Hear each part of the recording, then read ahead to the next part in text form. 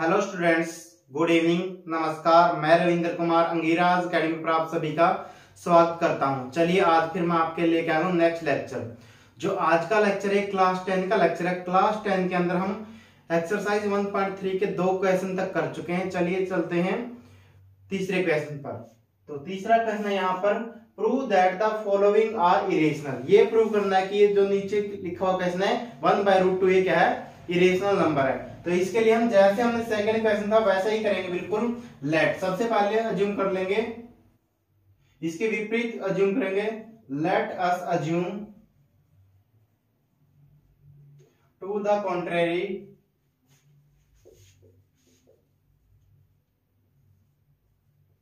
That 1/√2 is a rational number. ये हमने मान लिया है कि ये क्या है, एक रेशनल नंबर है, और हम इस चीज को बाद में क्या है फॉल्स प्रूफ कर देंगे कि जो हमने माना एक रॉन्ग माना था। तो अब इस तरीके से मान लिया है कि हमने क्या मान लिया 1/√2 क्या मान लिया, रेशनल नंबर मान लिया। और जब रेशनल नंबर हमने मान लिया तो हम इसको किस फॉर्म में लिख पाएंगे, P/Q की फॉर्म में लिख पाएंगे। किस फॉर्म में लिख पाएंगे, P/Q की फॉर्म में लिख पाएंगे। That is we can find A and B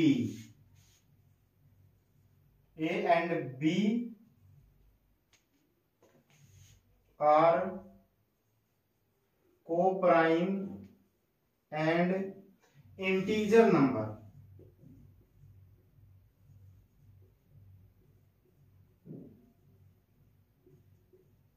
such that, इस तरीके से हमने मान ली है कि 1/√2 का हम क्या लिखेंगे, 1/√2 इज इक्वल टू क्या आ जाएगा A/B। एंड मैंने A को एंड लिखा है, एंड यहाँ पर क्या है B is not equal to क्या है 0 है। B is not equal to क्या है 0 है, क्योंकि नीचे वाला जो जिसको हम डिनोमिनेटर बोलते हैं वो 0 नहीं होना चाहिए, इसलिए मैंने ये कंडीशन बाद में लिख दी है। यहाँ पर हमने ये मान लिया कि A और B ऐसे को प्राइम नंबर है, यानी को प्राइम नंबर जिनके बीच में सिर्फ एक ही कॉमन फैक्टर है और वो क्या है 1 है।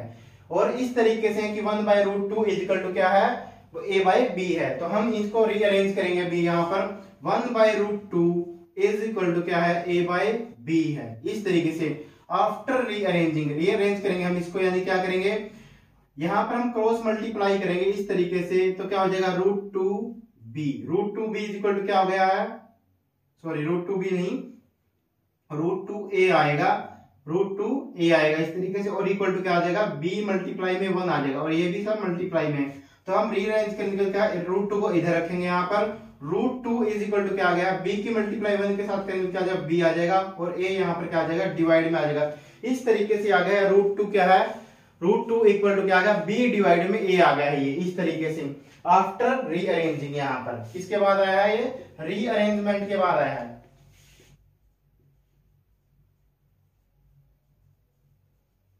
आफ्टर रीअरेंजमेंट के बाद जब ये नंबर आ गया है इस तरीके से, तो हमने यहाँ पर क्लियर लिखा हुआ है कि ये नंबर कैसे थे, ये क्या इंटीजर नंबर थे। कैसे नंबर थे, ये इंटीजर थे। कौन से नंबर, A और B।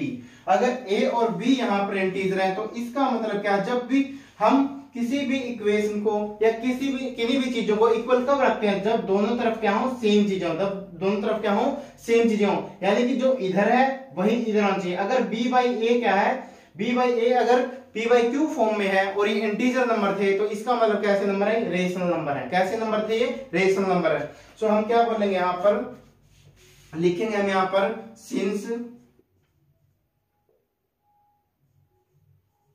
A and B are integer,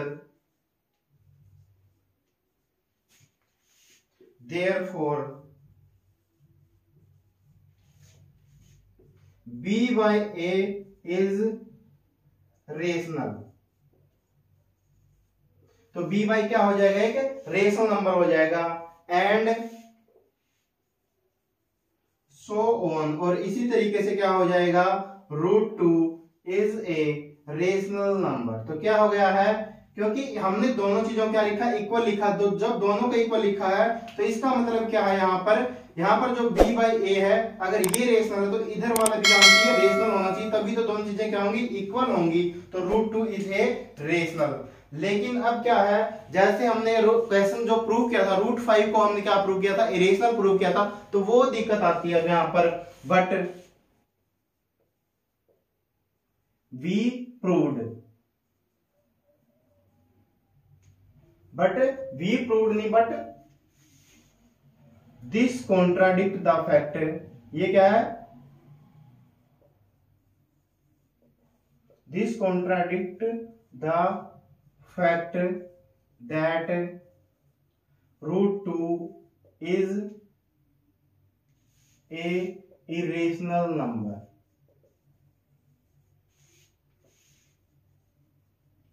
तो क्या हुआ है, जैसे हमने क्वेश्चन के अंदर √5 को हमने क्या प्रूव किया था, √5 को हमने क्या प्रूव किया था, एक इरेशनल नंबर प्रूव किया था, उसी तरीके से √2 को भी हम क्या प्रूव कर सकते हैं, इरेशनल नंबर प्रूव कर सकते हैं। लेकिन यहां पर आपने देखा √2 क्या आ गया, इरेशनल नंबर आ गया है। लेकिन जो प्रूव अगर हम कर चुके हैं उस तरीके से √2 क्या है, इरेशनल नंबर होता है। तो ये कॉन्ट्राडिक्शन क्यों अराइज हुआ है, this contradiction has arisen because of our wrong assumption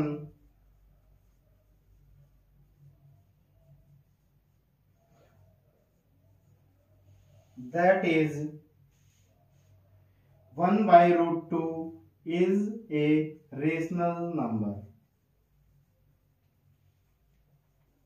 is a rational number. ये कॉन्ट्राडिक्शन क्यों अराइज हुआ है, क्योंकि हमने क्या किया, यहाँ पर जो 1 बाय √2 है इसको एक रेशनल नंबर मान लिया, इस वजह से ये हुआ है। तो ये कॉन्ट्राडिक्शन को हटाने के लिए हम क्या करेंगे, देयरफॉर यहां पर लिखेंगे हम we conclude, therefore we conclude 1 by √2 is a irrational number, is a irrational number। इस तरीके से जो है ये क्वेश्चन आपका कंप्लीट हो गया। यहां पर आपको स्क्रीनशॉट लेना तो ले लीजिए।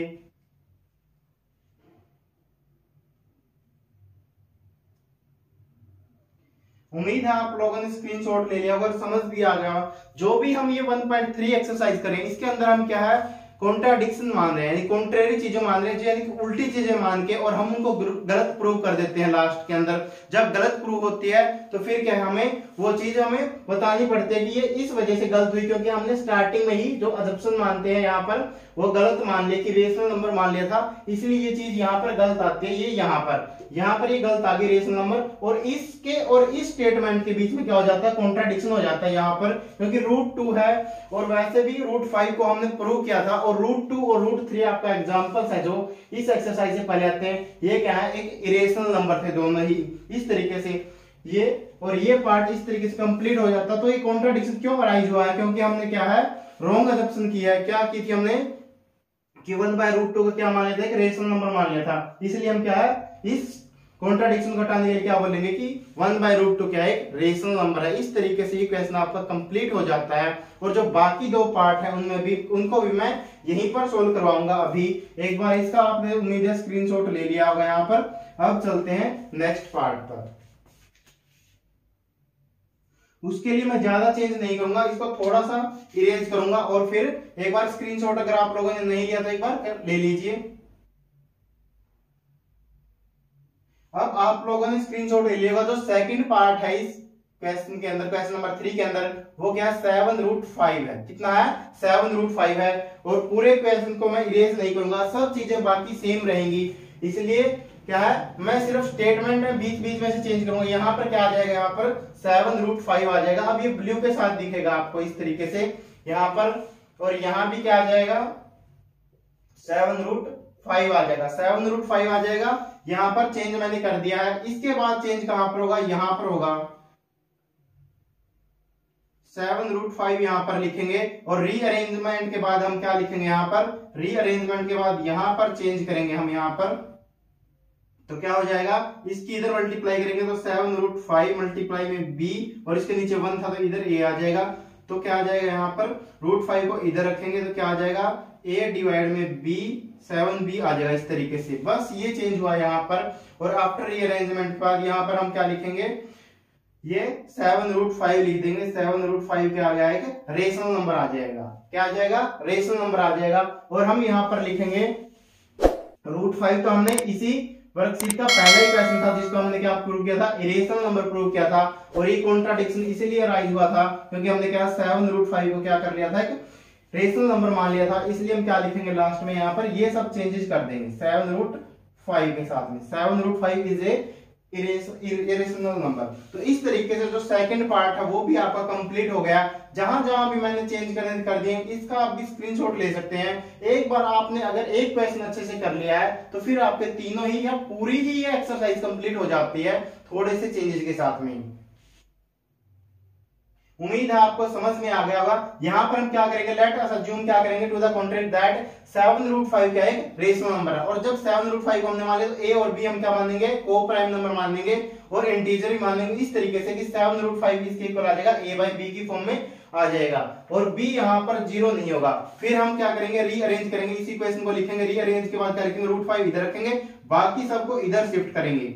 तो अब हमें पता था कि a/b है क्या, इंटीजर है, तो इसलिए ये वाली साइड क्या आ जाएगी, इसलिए जो ये राइट साइड है यहाँ पर इक्वल टू क्या, यानी कि ये जो राइट साइड है ये क्या होगी, इंटीजर फॉर्म बनेगी। अगर इधर इंटीजर हो तो इधर भी इंटीजर होना चाहिए, तो इसलिए क्या बन जाएगा, 7√5 क्या बन जाएगा, रेशनल नंबर बन जाएगा।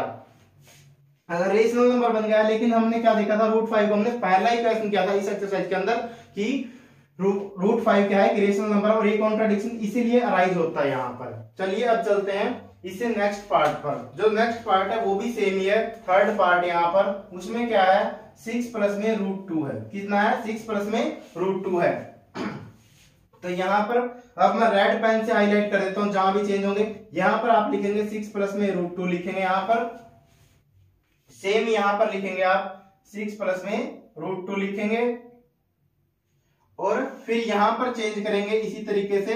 स्क्रीनशॉट आपने ले लिया होगा पहले वाले पार्ट का। 6 प्लस में क्या लिखेंगे, √2 लिखेंगे यहाँ पर, और इसी तरीके से रीअरेंज करेंगे। अब यहाँ पर क्या करेंगे, रीअरेंज करेंगे। तो क्या करेंगे, हम √2 को इधर रखेंगे तो क्या हो जाएगा, √2 इक्वल टू क्या आ जाएगा, a डिवाइड में b माइनस में 6। तो एलसीएम लेंगे तो क्या आ जाएगा, √2 इक्वल टू a माइनस में 6b डिवाइड में b आ जाएगा। और अब ये क्या आ जाएगा, राइट साइड जो इसकी इंटीजर फॉर्म में है, a और b इंटीजर है, तो क्या बन जाएंगे, ये रेशनल नंबर बन जाएंगे। अगर रेशनल बन गया है तो फिर क्या आ जाएगा, जो ये वाला नंबर है, यानी क्या है इधर √2 क्या बन जाएगा, √2 इज ए रेशनल नंबर। √2 इधर √2 ही बचा हुआ तो √2 क्या आ जाएगा, रेशनल नंबर आ जाएगा।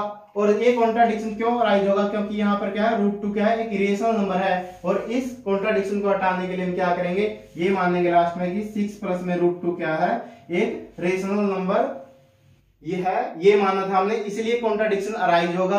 जब ये कॉन्ट्राडिक्शन अराइज होगा तो क्या करेंगे यहाँ पर, इसलिए हम क्या मान लेंगे यहाँ पर 6 प्लस में √2 को क्या मान लेंगे, एक इरेशनल नंबर है। इसी तरीके से सारे थोड़े थोड़े चेंजेस करने के बाद, इसलिए मैंने एक क्वेश्चन में तीनों पार्ट करवा दिए हैं। इसका भी स्क्रीनशॉट लेना तो आपने ले लीजिए। अगर पहले वाले क्वेश्चन का स्क्रीनशॉट नहीं लिया तो थोड़ा पीछे करके स्क्रीनशॉट ले लेना उसका। बस आज हम यहीं तक पढ़ेंगे। अगर मेरे द्वारा पढ़ाया हुआ समझ में आया, पसंद आया तो वीडियो को लाइक करना। अगर आप चैनल पर नए हैं तो चैनल को सब्सक्राइब कर लेना और वीडियो दबाकर शेयर करना। Thank you very much. मिलते हैं नेक्स्ट वीडियो में।